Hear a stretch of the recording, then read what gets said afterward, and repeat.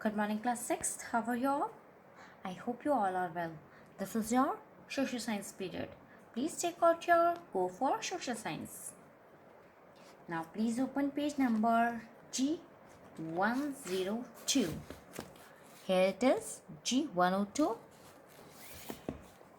So, last time we have learned about constellation, which is a pattern of stars.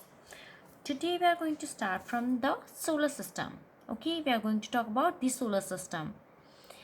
Our solar system is like the suburbs of the Milky Way galaxy, situated away from the center of the galaxy.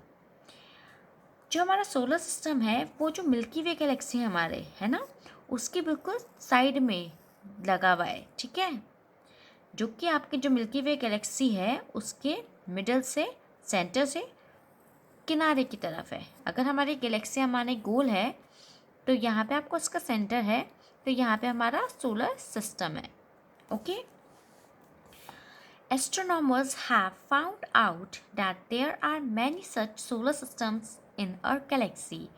Astronomers मानते हैं कि हमारे पूरे universe में इससे भी ज़्यादा solar systems हैं, यानी आपकी गैलेक्सी में भी बहुत सारे सोलर सिस्टम हैं। आपकी गैलेक्सी का नाम क्या है बताओ? What is the name of our galaxy? The milky way, the Akash Ganga. So उसमें हमारा जो सोलर सिस्टम है जहाँ पे हम प्रेजेंट हैं, जिसमें आपका सन और 8 प्लैनेट प्रेजेंट है इंक्लूडिंग और अर्थ, ऐसे और भी सोलर सिस्टम हैं, ठीक है। Our solar system is made up of sun, 8 planets with their natural satellite like our moon, dwarf planets, asteroids and comets. So हमारा जो सोलर सिस्टम है उसमें कंसिस्ट है हमारा सन, 8 planets, mercury, Venus, earth, Mars, Jupiter, Saturn, Neptune and Uranus. Okay, so these are your 8 planets with their natural satellite. जैसे अर्थ की क्या है? मून। ऐसे बाकी जितने आपके डिफरेंट प्लैनेट्स हैं उनकी भी अपने अपने क्या हैं? सैटेलाइट हैं, उनके अपने अपने मून्स हैं, ठीक है, उनके नेम डिफरेंट हैं। ड्वार्फ प्लैनेट जैसे कि आपको पढ़ा है आपने, प्लूटो, मैम ने बताया था आपको, प्लूटो एक ड्वार्फ प्लैनेट है। एस्टेरॉइड्स एंड कॉमेट्स, ये क्या होते हैं? रॉकी मटेरियल्स होते हैं जो कि गैसेस से कवर्ड होते हैं। कॉमेट्स कैसे होते हैं? इस तरह से अपनी टेल लेते हुए आते हैं। The sun is the star which is closest to the earth and all the planets revolve around it due to its strong gravitational pull. So sun क्या है? सबसे क्लोजेस्ट स्टार है अर्थ से। अर्थ के से सबसे पास में जो स्टार है उस वो कौन सा हमारा? सन है। कौन सा है? सन है। तो जो सन है वो जो प्लैनेट्स होते हैं, ये आपका सी, ये आपका सन है, ठीक है। यहाँ पे आपके 8 ऑर्बिट्स हैं, mercury, Venus, earth, Mars, Jupiter, Saturn, Uranus and Neptune, ठीक है, ये आपके प्लैनेट हैं। तो ये जो ऑर्बिट है, आपको पता है जो आपका कोई भी प्लैनेट होता है वो रिवॉल्व और रोटेट करता है, लेकिन वो अपने ऑर्बिट में ही करता है, ठीक है, वो अपने ऑर्बिट में ही रहता है। वो क्यों रहता है? बिकॉज ये जो सन है वो इनको एक ग्रेविटेशनल पुल में बांधती है। किस में बांधती है? ग्रेविटेशनल पुल में, जिसकी वजह से ये अपनी पोजीशन को लीव नहीं कर पाते हैं। ओके, ये एक तरह के फोर्स होता है, ये इन्हें फोर्स करता है, ताकि ये ऐसा फोर्स देता है इनको किसको? प्लैनेट्स को, सो डैट ये अपनी पोजीशन से ना हिलें, ये अपनी ऑर्बिट से ना हिलें, ठीक है। इसी वजह से जितने भी आपके प्लैनेट्स हैं वो किसके अराउंड घूमते हैं? सन के अराउंड घूमते हैं। किसके अराउंड घूमते हैं? सन के अराउंड घूमते हैं। और किस में घूमते हैं? अपने ऑर्बिट में। ग्रेविटेशनल पुल और gravity is a natural phenomenon. जो ग्रेविटेशनल पुल होता है या ग्रेविटी बोलते हैं जिसे हम, ये एक नेचुरल फिनोमिनन है, ये हमारे अर्थ में भी है। ठीक है, अर्थ में अगर आप अपने बेड से नीचे कूदते हो तो आप बीच में अटकते नहीं हो ना, आप हवा में तो नहीं उड़ते, नहीं उड़ते हो ना, आप आके कहाँ अटकते हो, नीचे ज़मीन में। आप लैंड में लैंड करते हो, है ना, ऐसा तो नहीं आप हवा में लैंड करने लग जाओ, आप हवा में ही घूम रहे हो, ऐसा तो नहीं होता ना, बिकॉज अर्थ की भी ग्रेविटेशनल पुल होता है। जो अर्थ होता है वो भी अपने सेंटर की तरफ आपको नीचे की तरफ पुल करती है, जिस वजह से आप ज़मीन में आते हो, आप हवा में नहीं उड़ते हो। ठीक है, क्योंकि हमारा अर्थ कैसा होता है, ऐसा होता है। आज हम यहाँ हैं तो ये जब अपने रोटेट करेगा तो ये पार्ट नीचे भी आएगा, और जब नीचे आएगा तो हम यहाँ होंगे। इसका मतलब तो हमें स्पेस में गिर जाना चाहिए, लेकिन हम नहीं गिरते, क्योंकि यहाँ पे भी हमारी क्या होती है, ग्रेविटी होती है, जो कि हमें अर्थ के सेंटर से जोड़ के रखती है।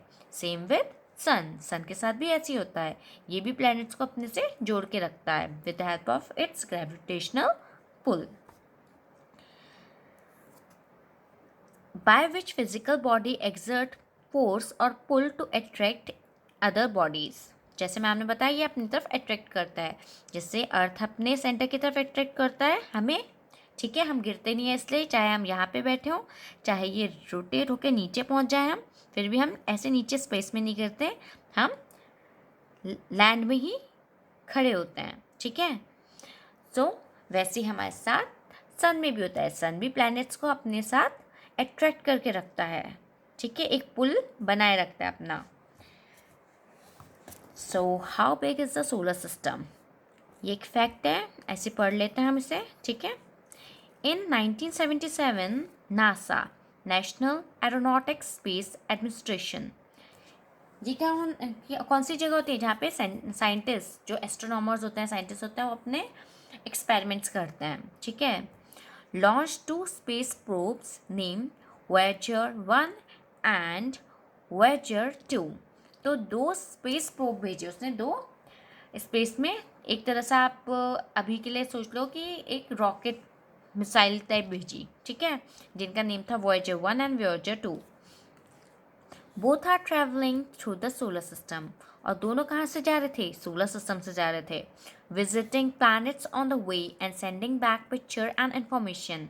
और वो क्या कर रहे थे, उस रॉकेट में जो एक कैमरा जैसे फिक्स हो था, तो उसके थ्रू वो हर प्लैनेट के पास से निकल रहे थे, और फिर उसकी पिक्चर और इसकी इन्फॉर्मेशन कहाँ भेज रहे थे, हमारे सैटेलाइट्स में भेज रहे थे, और जिससे वो साइंटिस्ट को मिल रहे थे।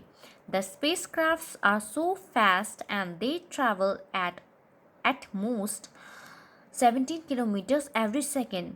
जो वो स्पेस क्राफ्ट था वॉयेजर 1 एंड 2, वो इतना तेज़ था कि वो एक सेकेंड में 17 किलोमीटर चल रहा था। कितना, 17 किलोमीटर।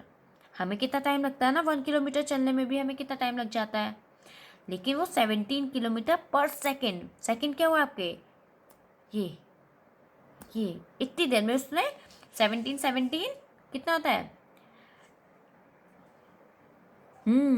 34 किलोमीटर चल लिए। Ask your father at what speed he drives his car on the highway। अपने पापा से पूछना वो कितने हाईवे में जब जाते हैं, जब पूरी रोड बिल्कुल खाली होती है, और क्या बोलते हैं, आपकी बहुत बड़ी सी और बिल्कुल स्विफ्ट रोड होती है। ठीक है, तो आपके पापा किस में चलाते हैं, for example 80 kilometre per hour में चलाते हैं। ठीक है, अगर 80 किलोमीटर पर आवर में चलाते हैं तो ये तो पर सेकंड की बात हो रही है, और एक आवर में कितना होता है, 60 मिनट। 60 मिनट में अब 1 मिनट में कितना होता है, 60 सेकेंड। तो कितने सारे हो गए ना सेकेंड्स। तो आप सोचो, जिस स्पीड में आपके पापा चलाते हैं उससे आप एक कई ज़्यादा गुना तेज स्पीड में ये स्पेसक्राफ्ट जा रहा था। The interesting part is that on August 25th 2012 Voyager 1 passed the last of the planet in the solar system। और फिर ये इंटरेस्टिंग पार्ट ये है कि ये 1977 से स्टार्ट हुआ था, और 2012 में ये लास्ट प्लैनेट जो सोलर सिस्टम का था उस तक पहुंचा। So you can imagine the huge size of our solar system. So इससे आप पता कर सकते हो कि हमारा जो सोलर सिस्टम है वो कितना बड़ा होगा, क्योंकि देखो स्पीड कितनी है, 17 किलोमीटर पर सेकेंड। ठीक है, 17 किलोमीटर पर सेकेंड की होने के बावजूद उसे 1977 से लेकर 2012 तक का टाइम लग गया।